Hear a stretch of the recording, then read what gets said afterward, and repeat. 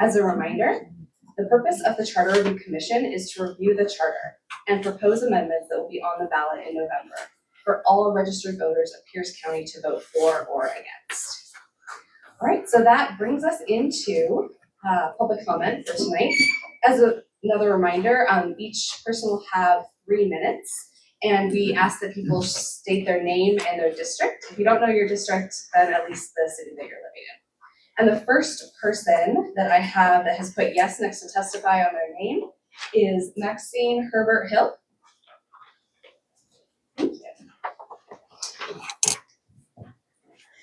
Hello, Commissioners. I'm Maxine Herbert Hill in District 1. My comments relate to Amendment C-22, Infrastructure and Public Safety Investment Priority. I submitted written comment earlier and spoke at the Puyallup Library last week, but I want to address separate issues from the points I've already made. While I can only speak specifically for East Pierce County, I am sure that what I'm saying resonates throughout unincorporated Pierce County. The county knew 20 years ago that we would have a transportation crisis as Tahali and the permitted developments on South Hill were built out. Yet the county has done nothing to address the increasing traffic. Now we face the worst case scenario anticipated 20 years ago. Because of this negligence, the county must be pressed into addressing this oversight by including this amendment in the county charter. Without this compelling directive, the county is very likely to continue to slow walk any changes to the transportation system. The county focuses its interest in funding toward public transit. Yet what is so incredible that even if we had public transit, it wouldn't help without significant improvement to the transportation network. We must get serious about pressing the county to give priority to the broader unincorporated areas in bridges and paved arterials to serve both the commuting public as well as our economy. The cost of doing business is increasing with the delay this traffic causes and is reflected in increased costs of goods and services. Safety is a very high concern on these overcongested networks. Access to highways from homes, side roads, and businesses is very risky. While Pierce County talks about Project Zero, where there are no serious or fatal accidents, they are completely unconcerned with a multitude of minor accidents that have a significant impact on the victims' daily lives and their insurance premiums. As the insurance actuaries analyze their claims in the areas of greatest occurrence, premiums go up whether you have an accident and a claim or not. The congestion on our corridors will continue to increase minor accidents as patience wears thin and the proximity of vehicles increases. So safety, public transportation, our local economy, and business vitality, not to mention insurance rates, are at risk without improving the local arterials and the entire network. This amendment is necessary to focus the transportation dollars to this critical and immediate need. It is essential in the best interest of the citizens of the county and the primary purpose of our government. And I thank you for your support in this critical amendment to our charter. And I want to thank each and every one of you for your work on this commission, because this is a very hard task. And my hat's off to you. So thank you very much. Thank you. David Hill.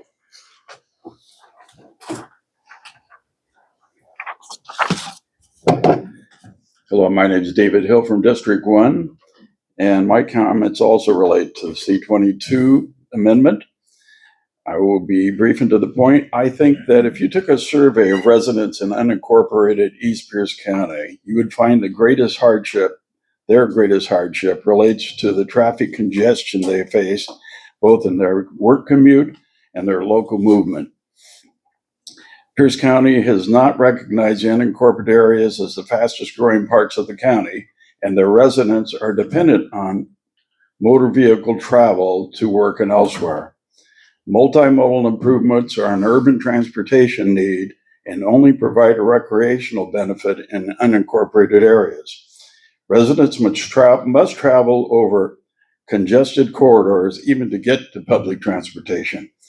Those transportation networks are usually designed to connect the urban centers and do not serve the unincorporated areas where most of the residential growth is. The daily time to destination numbers are becoming unacceptable, disrupting family lives. This is why I support the amendment, because it finally addresses the real need of the Pierce County residents by prioritizing improving the transportation roadways they so depend upon. Thank you. Thank you. Nathan Blackmere? You got it. Yay.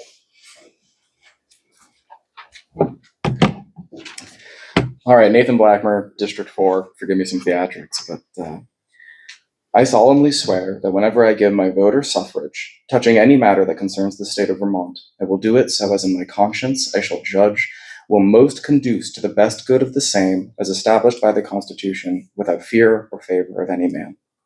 You might not recognize what that is. It's what we call a Freeman's Oath. And where I come from, a small village of 1,200 people in southern Vermont, unfortunately, you're all going to have to get to know me. I stood before the head of the town council, Master Jim Amidon, and I had to swear to be mindful of my civic responsibilities before I was allowed to vote. Now, I knew Jim, and I knew Jim's children. Hell, I went to school with Jim's grandkids. And when I ran into him at the local bar, you bet I bought him a drink for the hard work he did on behalf of our community. So why am I getting maudlin about my hometown, you may be asking? Well, fair question, I suppose, but maybe it's good enough to start by saying that I appreciate the work you all do on our behalf, and I appreciate the opportunity to come here and prattle on about the things that matter to me.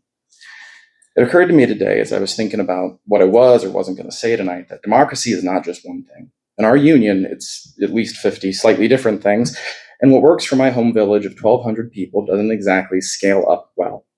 I know, however, that I preferred the level of representation I enjoyed there, one representative for every 240 citizens can you imagine. One of the great benefits of our size was that we were agile. If an issue came up in our community, we were able to get in front of it. Here, the process is so ponderous. We live in, I'm sure you're all aware, deeply perilous times for our democracy. Hell, the city of Tacoma is trying to limit public comment. It won't be things like this much longer, I fear. What you do here matters very, very much, and I just want to encourage you all to take any action that you can to make it easier for issues impacting our communities to have a vote.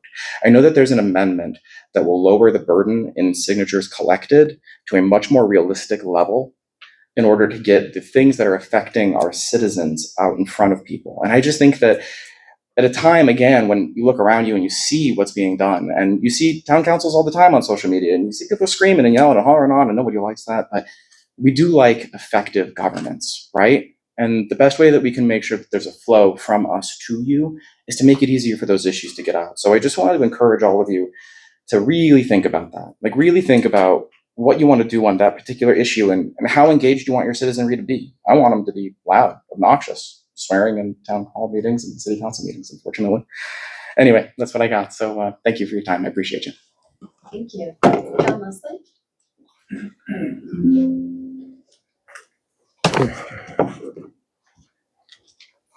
My name is John Leslie, District 5. I'd like to speak to you tonight about logical fallacies.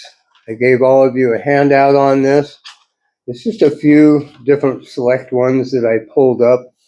Definitely not an exhaustive list, but the reason I want to bring that to your attention is that everything we should be producing out of here should be built on a foundation of truth, not logical fallacies.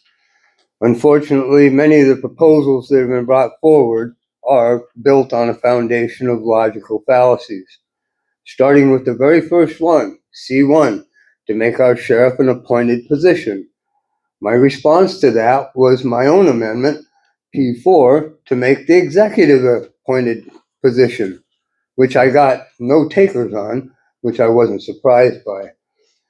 The next one was all of the concern about conflicts of interest, which I brought up last week, and I'm very thankful, and to your honor, very many people took advantage of that and just stepped out during those votes. But again, it illustrates we need to have a foundation of truth underneath these things. So tonight, instead of speaking against something, I want to speak for something. I want to speak in favor of Jerome's amendment for C22 for roads and transit. It's not built on logical fallacies. In fact, every person in this room depends on roads and infrastructure and motor vehicles.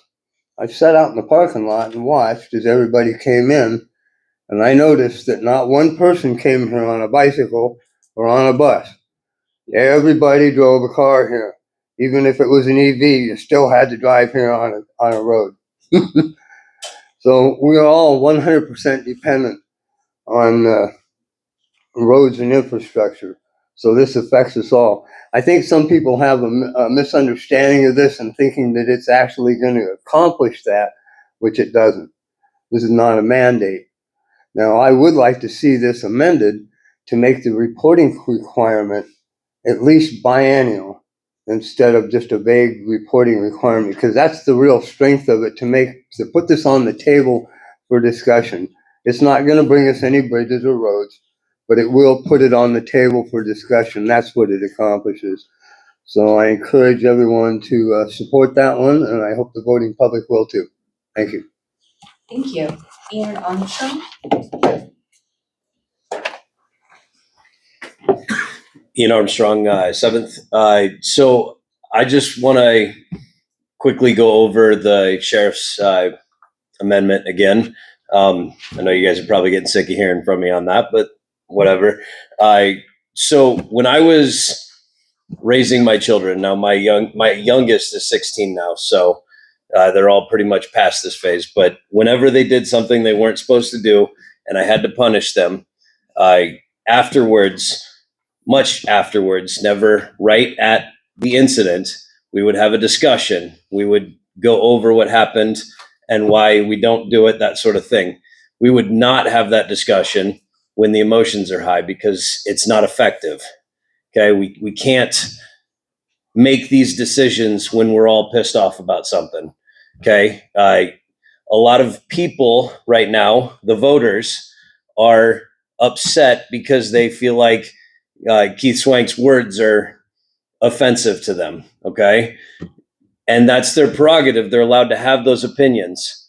But we can't go changing the rules because our emotions are high. We need to wait and have that discussion once everybody is calmed down and it's not the Keith Swank bill or the Keith Swank amendment, essentially, because that's not what this is about. This is about how is the best way to handle having a sheriff, electing a sheriff or appointing a sheriff. And we've said many times that we want the sheriff elected, okay? And we've said that when we were not upset because something crazy was going on or because something we didn't like was going on. We've said that when everything was calm. So everybody keeps asking, why shouldn't we put it to the voters? And that's my why, because everybody right now is worked up. Everybody's upset either at individual sheriffs or at people that are supporting individual sheriffs. Everybody's upset. And that's not the time to have a vote because nobody's in their right mind. And it's just not how we handle change. So I would urge that everybody that's thinking, let's give it to the voters, let's not. Let's wait till the next one when there's not a controversy or what we're viewing as controversy, and have that vote when everybody's minds are clear. That's all I have to say. Thank you. Thank you. Carol C. Brayton?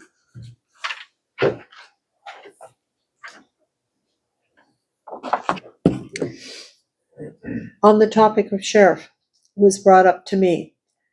There's a good and sound reason to have a sheriff separate from other departments and voted upon. If the county attorney has to represent one of the departments and the sheriff is the enforcing department for some other part, then that sheriff would have a right to have the enforcement and do the enforcement under state and federal law as required. This makes the sheriff's office separate and apart from any other office and makes the executive office separate, the county attorney separate, and others. It was brought up to me several times, some by some attorneys.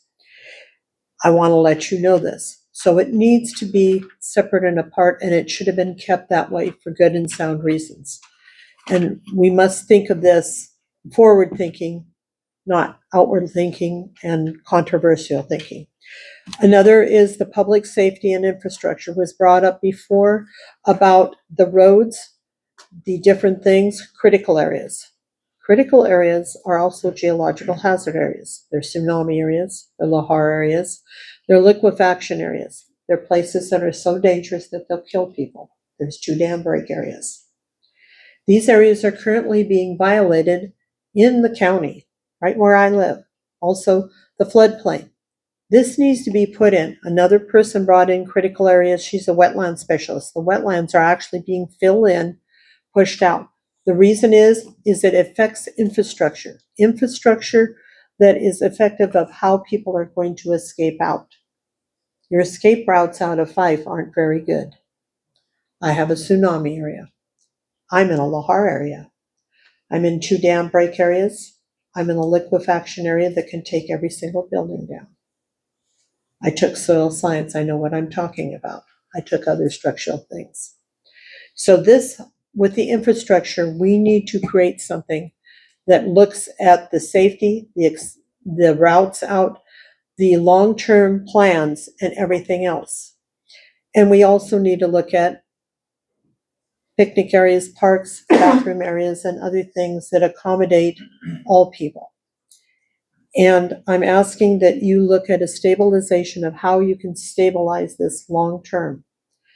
And the fire projects were also being looked at, and they asked you for specific things, and I would like you to look at their particular things, especially for very rural outlying areas of the county that people can't get to fast if they need to, or they need certain infrastructure. They only have volunteers. Thank you again. Thank you. Marco Rosar, I'm sorry.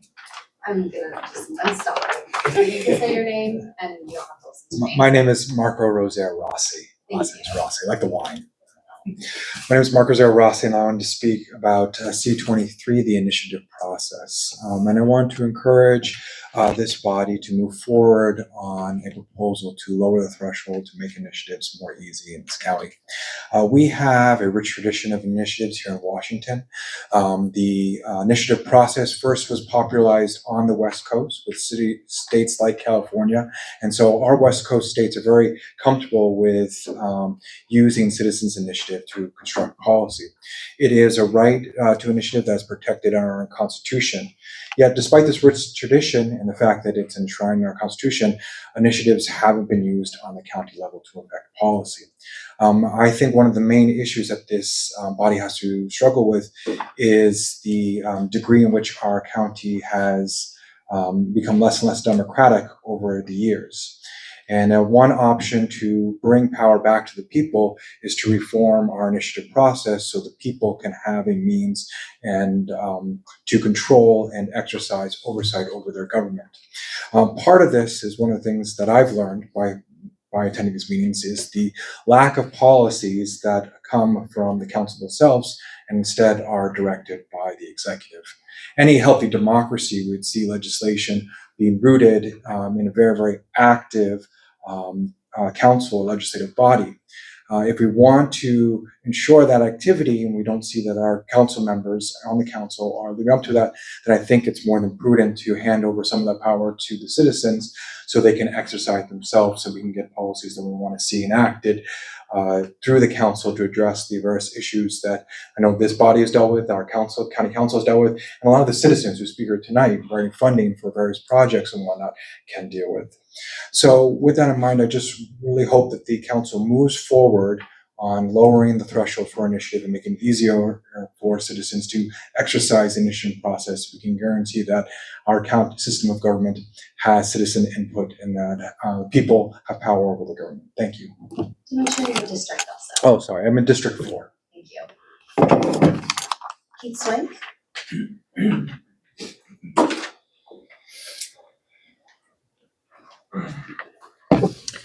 Good evening, my name is Keith Swank, District 3. Last week, the executive brought his team with him to explain to you the work they do. He introduced us to one of his legal advisors, Julie Murray, his deputy executive, Scott Nicholson, his finance director, and his HR director. And then after he finished speaking, Deputy Executive Nicholson came up and spoke to everybody. He told us how the elected officials sometimes get in his way of getting things done. He used the Superior Court judges in Raymond Hall as an example, and he also spoke about some other elected offices that caused him problems getting his things done as he sees fit. That sounds to me like somebody who wants someone or themselves to be a king that's trying to take complete control over independently elected offices. The executive has 5 strategic advisors. He has at least 4 legal advisors who are attorneys. He has several administrative assistants he picked all of these people himself. None of his legal advisors were given to him by the prosecuting attorney's office. These are people on his payroll. And that's the way it should be. I'm all for that. I believe the executive should have all these people on his team to help him make wise decisions. The reason why I'm talking to you about that is because the Pierce County Sheriff's Office is 40% of the total county budget. I have 25% of the total county employment. I have no legal advisors. I've been asking for one forever. I don't have a strategic advisor. I will have one finally on April 27th, and I had to do a lot of horse trading to get that, give up a lot of things for that, and that person is not allowed to be an attorney. The sheriff's office is the most litigious part of the whole county. And it's important that I have a legal advisor. And now, I know some people might say, well, we don't like you, Swank, so you shouldn't have one. But sheriffs that follow me will need to have legal advisors or strategic advisors to move forward in the 21st century policing and to save the county money from litigation. So I think that would be very important for you to make sure that you have that consideration, and that's why it's so important to make sure that the sheriff stays independent, because we need to have a sheriff that has the ability to have professionals that know about law enforcement and can make us successful as we move forward. Thank you. Thank you. Michelle Garofalo?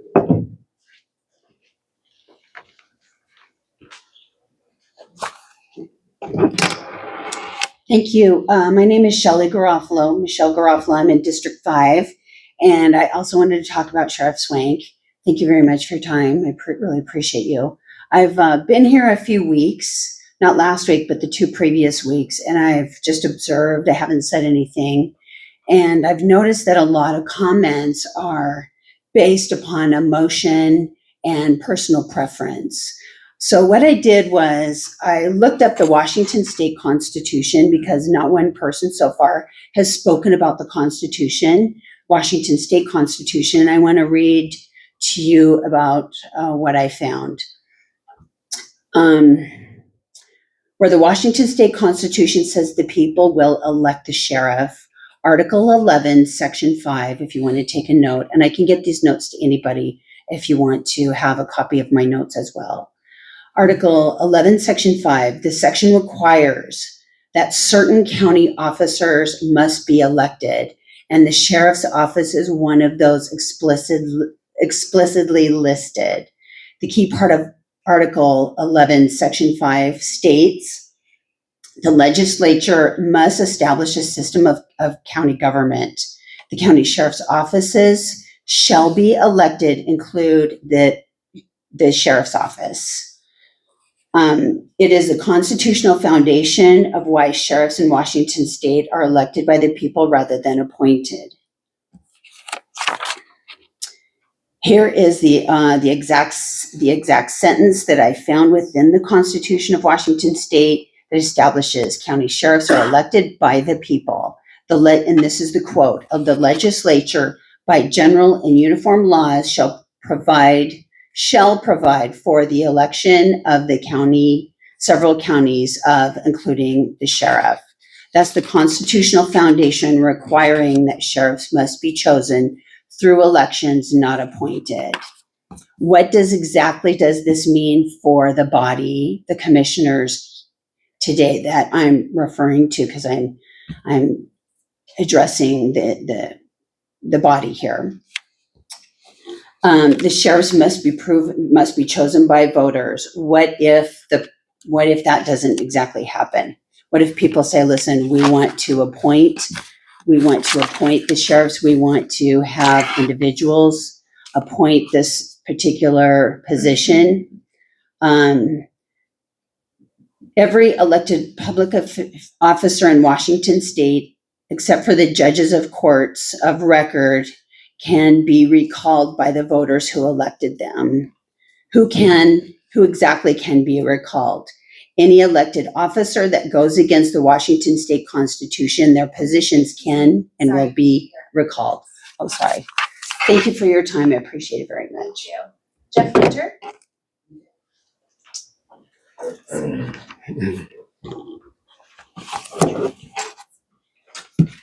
Jeff Winter, District 5. Madam Chair, members of the commission.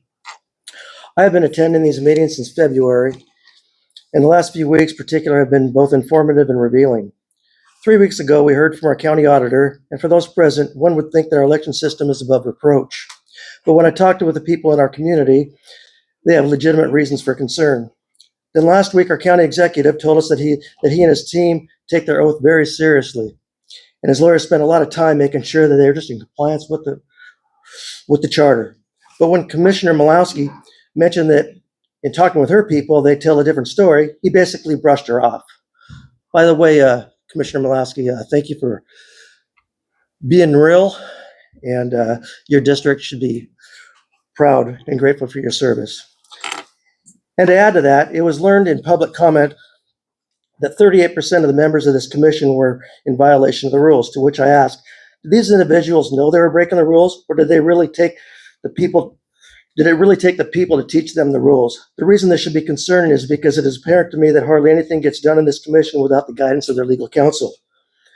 To quote Jesus in the Gospel of Luke chapter 11, verse 52, "Woe unto you lawyers, for you have taken away the key of knowledge. You enter not in yourselves, and them that were entering you hindered." As I have stated before, it has been a long time since we have taken our Constitution seriously, and many of us find ourselves at the mercy of lawyers when we get into trouble. After all, law is their profession. We were founded as a constitutional republic, but over the years we evolved into a democracy, and now we find ourselves dealing with a state government with an authoritarian frame of mind. To quote Benjamin Franklin, when men differ in opinion, both sides ought to have the advantage of being heard publicly, and when truth and error have fair play, the former is always the overmatch of the latter. It is not my opinion that we have a written constitution. It is the truth. The words in it have specific meaning, and those who serve in our government are bound to those words. This is why they are sworn to uphold it. When the words in the Constitution contradict what we have been led to believe, it is not the Constitution that needs to change. And when legal counsel tries to soothe your troubled conscience with fancy words, remember, you took the oath, they didn't. Last week, I left off by sharing how the men who signed the Declaration of Independence were literally signing their death warrant. They took inherent rights very seriously. After all, they were putting everything on the line to defend those rights. When they won independence, they gave us a constitution that secured those rights for future generations and guaranteed that government could not interfere with those rights. Our constitutional rights have been slowly slipping away from us due to the fact that we have been kept from the knowledge of the truth. Everything necessary for us to regain our rights and hold those in office accountable to their oath and restore our government can be found in Article 1 of our state constitution, where the people have all political power. Thank you. Thank you. Julie Anderson? Sorry, John.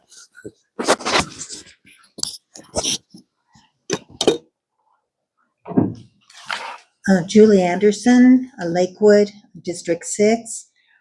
Thank you for letting me speak. I'm here on the expansion of the county council seats, and we do need more representation for rural areas. Population has increased all over Pierce County, but the number of seats on the county council have not. This expansion will help in communication and representation in solving community and county problems and issues. Thank you. Thank you. Don Land?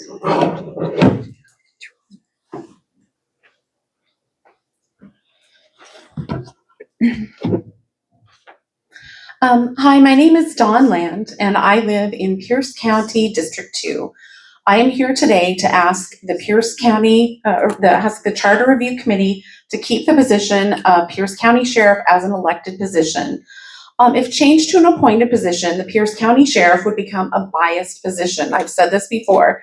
Instead of focusing on protecting the citizens of Pierce County, the sheriff would become a useless figurehead and be like the sidekick of the Pierce County executive, rather than someone who was elected to protect all the citizens of Pierce County. The sex-based rights of women are being eroded all over Pierce County. Adult human females are harassed, threatened, and outright attacked by men in dresses, and it's not okay. There are boys and girls sports and spaces. There are men and women's spaces, like at the Olympus Spa, which is known as the Naked Lady Spa. There are men who claim to be women in the women's prison. Incarcerated females are locked in cells with these men, subjected to constant sexual harassment and sexual assaults. This is what happens when government positions are appointed rather than elected, like they are at the Department of Corrections. Women like me who speak truths such as trans women are men and girls deserve fair sports are already harassed, threatened, and attacked. Many women are afraid, but our sheriff is elected to protect all of us. To make the sheriff an appointed position is to endanger biological women. Rather than changing how the office of Pierce County Sheriff is decided, the Charter Review Committee should make other things such as, should focus on other things such as keeping boys out of the girls' sports. Our sheriff is elected to protect all of us. Even when I went to Pride and the topless woman with nipple pasties who told me how much she hates Keith Swank, he's here to protect her too. Whether it's Keith Swank or Barney Fife, who is elected in that position, an elected sheriff protects all of us, and it needs to remain an elected position. Our foremothers fought hard for our women's right to vote. Women don't deserve to have these rights stripped from us and be forced to endure the rabid misogyny that is sure to follow if the sheriff is made into an appointed position. Thank you. Thank you. Leonard Hahn?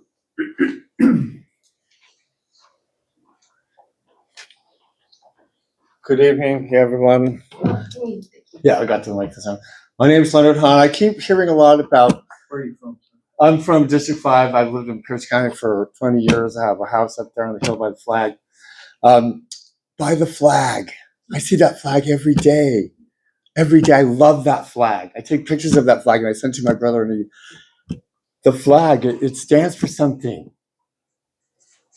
We need 4 people to vote yes on P1, making the clerk an elected position. I'm here today to see if 4 of you can let it be more democratic. I want to talk about Ilya Malinin, the first human being to do a quad axle. It's in our nature as human beings to continue to get better, to improve. So when you have the choice to be more democratic or more not democratic, I think the obvious choice as an American, as a person who respects the Washington Constitution, is to have Pierce County join the rest of the counties that have an elected clerk. That is the direction forward. That is the quad axle, to have a clerk that's voted on by the people. And that flag can mean something, okay? Now, I don't know how much time I have. 1 minute and 36 seconds. Okay, so I go into the courtroom in May 16, 2016, and I watch a judge sign an order. Okay, and then one of the attorneys in the case somehow manipulates the clerk to make that order go bye-bye. And for a while there, I thought I was crazy.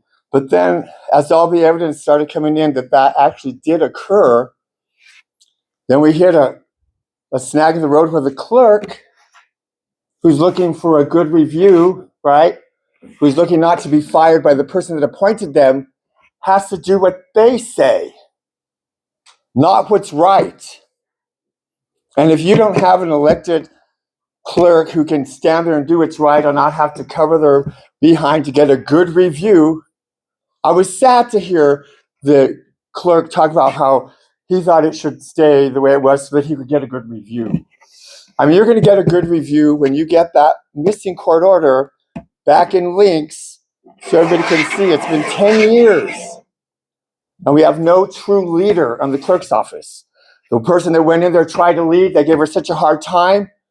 She left and they had to pay her $1 million because she couldn't get an order back on links because she has to check with the executive, then has to check with his lawyers, who then check with Mr. Ken, who says, oh, no, don't let them find that order. But it's too late. That order's already showed up. So we know it's true. So we need a clerk that has authority. They need to be voted in. Welcome to America. Thank you. Heather Benedict. Good evening, Commissioners. My name is Heather Benedict, property owner in District 2. I'm here to support Proposal 1 regarding the Superior Court Clerk. For those who may not be familiar, Pierce County currently has an appointed clerk. It always has since 1980.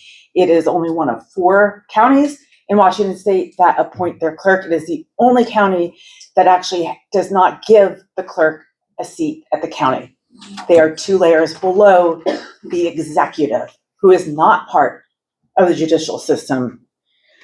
This proposal does not remove the current clerk. It simply makes the position accountable to voters, the people. If the current clerk is doing a good job, then let the public vote up, keep him there. He can stand for the election, present his record, and let the public decide. That's how accountability is supposed to work. Right now, that structure is different. The clerk is a custodian of our official court record, the permanent history of what happens in our justice system. But instead of answering to the public, they answer within the executive management. That creates a transparency problem. Last week, the executive's office was here with the clerk, and he himself described himself as a final decision maker of what goes in to our official court record. So the question becomes, should an executive have the final authority of how our court record is managed? We're seeing the consequences of what's happening. Washington State Auditor identified serious gaps in financial oversight, and the executive said, oh, it's all fixed. Well, that fix was during a 5-month period where there was no clerk. And the interim clerk never took an oath, and the current clerk didn't take an oath of office until I brought it to their attention months later. No deputy clerk under the clerk takes an oath of office. That's unique to Pierce County. They don't sign your court orders anymore. They're ghosts. They've taken the name of the clerk off of the actual door and the filings. The clerk is the executive. These layers of bureaucracy. And in my situation, almost 10 years ago, I got a final order of decree from my mom's probate. I've been fighting ever since to get that order restored into links. And I can't get a 10-minute meeting with the clerk in 10 years. You may have seen me at county council. I go there a lot. And the answer only is to make the position of the clerk elected for its first time since the commission charter, since 1980. Thank you for your attention, and I hope, please, that P1 moves forward. Thank you. Thank you. Leonard DeWitt. He's gonna be quiet, he said. Okay. Are there any other? There might be.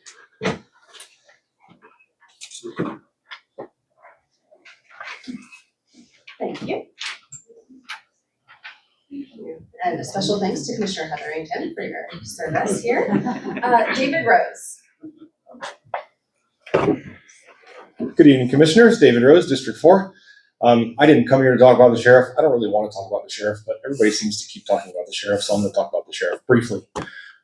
It seems that whether the sheriff is appointed or elected, the sheriff we wind up getting is almost invariably a raging asshole. Excuse my language. So maybe rather than flip-flopping back and forth forever, like maybe try something different. It seems that the only sheriff I've heard of, and I'm still pretty new here, so I could be wrong, and excuse me if I am, but the only sheriff I've ever heard of who had a scrap of competence was appointed and then elected. So maybe give that a shot.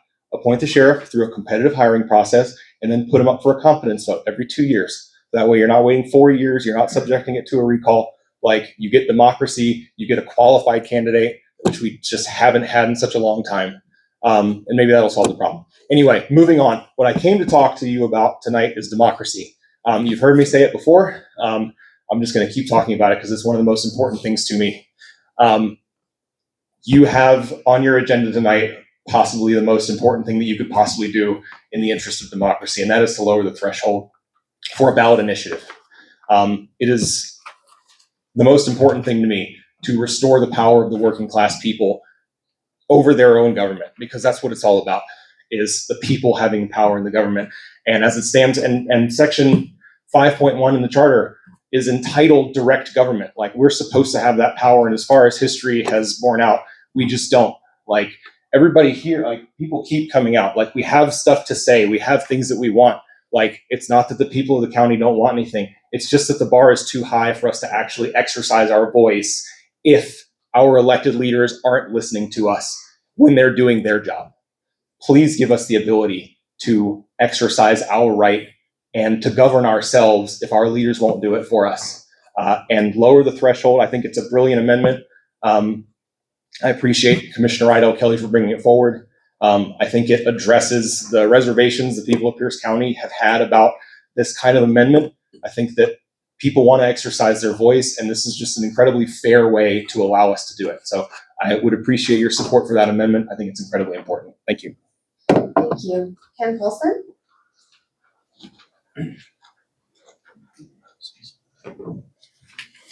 Ken Paulson, District 4. So this charter review, unfortunately, 38% of you are tainted. You're not nonpartisan. It's been exposed 3 weeks ago, 2 weeks ago on county council. Somebody spoke, they presented information, and you should, people, you know who you are, you should resign so we can go on.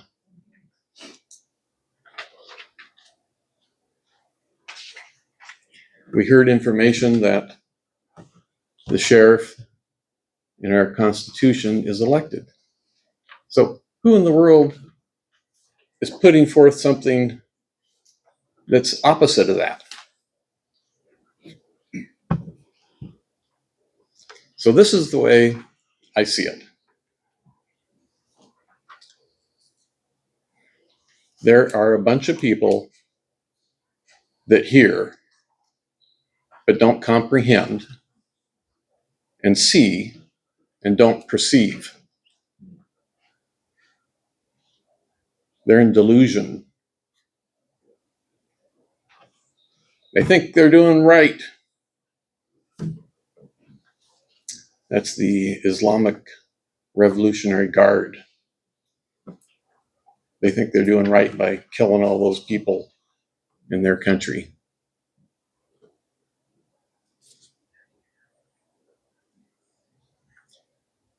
I've been at the charter review 20 years ago, 10 years ago. There was no taint anything there like today. So whatever you put out there, if you're going to decide to put out the sheriff on the ballot, I just throw everything that you put out in the garbage, because you're tainted and you're exposing yourself. Thank you. Thank you. That concludes public comment in the room tonight. We can move on to virtual public comment. Yes, for any members of the public who wish to provide comment, press the raise hand icon on Zoom or *9 on your telephone keypad. Looks like we have 4 hands this time. First hand is gonna be Gloria Garcia. State your name and district. And you have 3 minutes. Hello, Gloria Garcia, District 4. I wanted to speak against proposal P2 regarding the citizenship requirement. I noticed that some of the things that are accepted, I have never heard of before, such as a U.S. citizen identification card. I've never seen one of those. I'm thinking it's like a federal marijuana card that used to exist back in the day. Either way, you're gonna have a lot of people being thrown into the provisional ballot pile, and needing to prove their citizenship, which could take weeks, could take months, and that's just gonna muck up our election process by adding in all these additional provisional ballots that are now gonna have to be addressed by one before an election can be certified. So, and also as far as the sheriff position, it has nothing to do with emotions at all. It has to do with anti-discrimination laws. Each person, 25% of county employees, according to Mr. Swank, are under him. So that means they all have a claim because he's creating a hostile work environment for them. One that could lead to a constructive discharge, which our county would be liable for. And that's what's causing the problem. It has nothing to do with emotions. It has to do with the law. It has to do with a person getting unlimited compensatory damages plus $300,000 in pecuniary damages on top of it per employee, per 25% of county employees would be entitled to this if he's creating a hostile work environment. And these are my brothers and sisters and everything in between, and I don't want them to work under those conditions. Thank you. Thank you.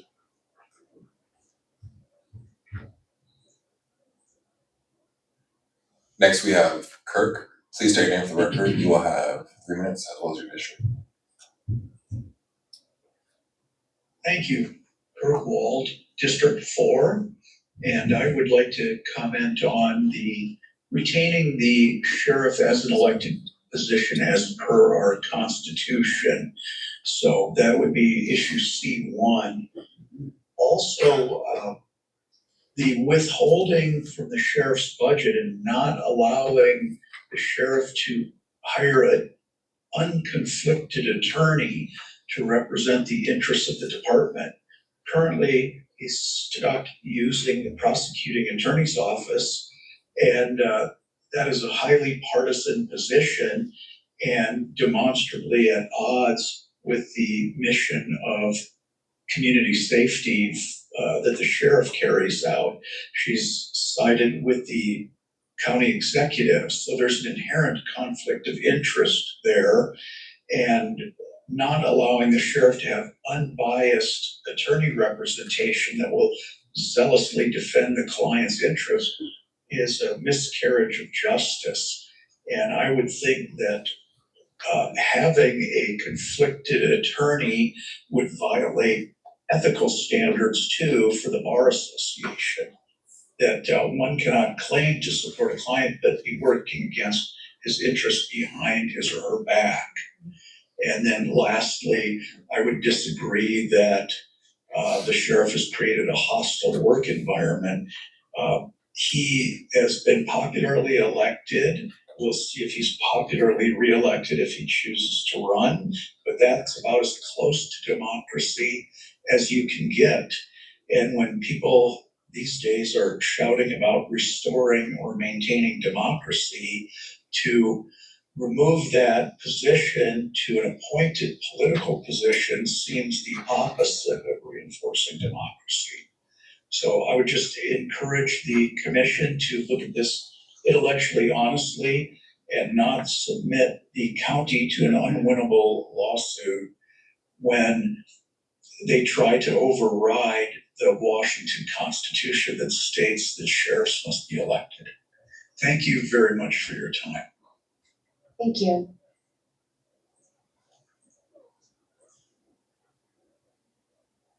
Next, we have Leah Ford. Please state your name for the record as well as your district. You will have 3 minutes. Hello, my name is Leah Ford. I live in District 4. I'm gonna speak on C30 and I'll briefly touch on C22. Thanks for bringing forward the Sheriff Ombuds proposal. Independent oversight is essential for building trust, accountability, and legitimacy in public systems. I support the direction of this proposal and just want to offer a few considerations to strengthen it. First, the scope. I would encourage thinking about how this role fits within a broader system of accountability across the county, and when oversight exists in a broader system of accountability or in one place and not others, it can create, an uneven experience for the public, especially for communities that already experience systems differently. And second, community voice. The advisory component is important, but it needs to be clearly defined, and community input should not just be included. It should shape priorities, inform what's reviewed, and influence what changes over time. And then third, effectiveness. For this to work, the Ombuds Office really needs the ability to access information, understand what's happening, and influence outcomes. And if there's limitations around access or follow through, that should clearly be addressed. Without clarity, there's a real risk that this becomes a process that people can access, but not one that produces meaningful accountability or change. And from a broader perspective, accountability systems should allow the public to understand patterns over time, whether concerns are being addressed and whether outcomes are improving across communities. That's what I feel like builds trust. So oversight builds trust only when it leads to action, like people can actually see. And then briefly on C22, I appreciate the focus on infrastructure and public safety, especially given the growth across the county. I would just encourage a broader view of what safety and access mean. For some communities, that's road capacity, but for others, it's safe access to transit, walkability, and the ability to reach services. So as it moves forward, I just encourage incorporating data that reflects how different communities experience infrastructure and access, so that investments are not only responsive, but equitable over time. Thanks. Thank you. And lastly, we have Matthew. Please state your name for the record. You will have 3 minutes as well as your excuse me. The hand went down. Last call for any online public comment for the night.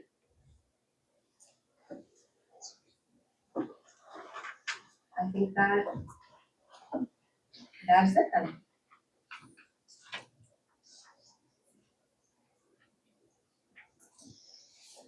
Wait, Oh, hand it back. We'll give him another. stand by.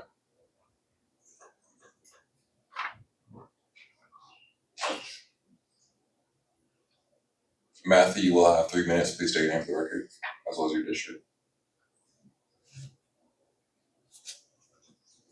Hello, can you hear me? Yes. Okay, sorry. Hello, my name is Matthew Karras and I live in District 2.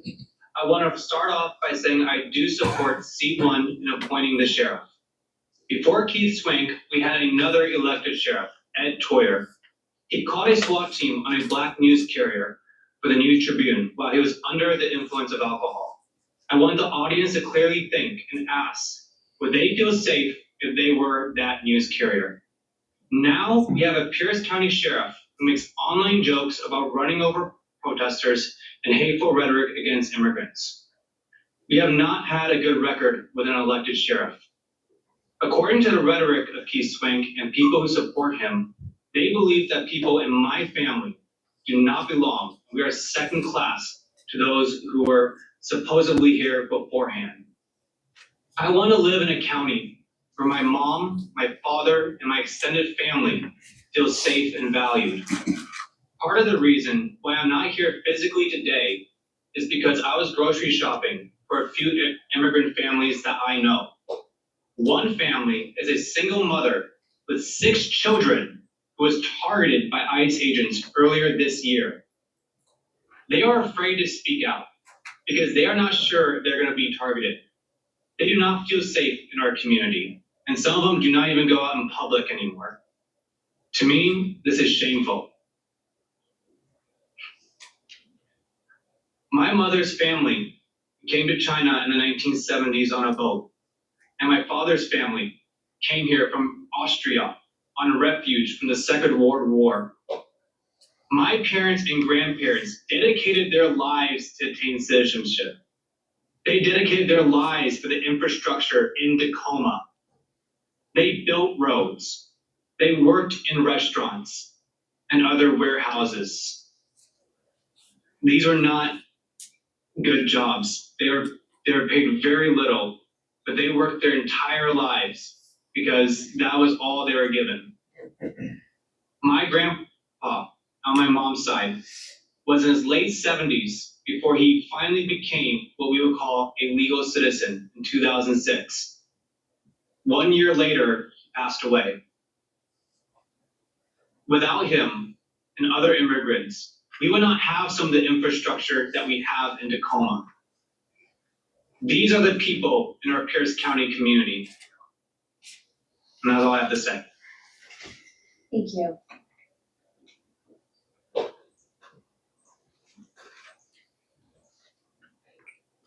And at this time, I see no other hands.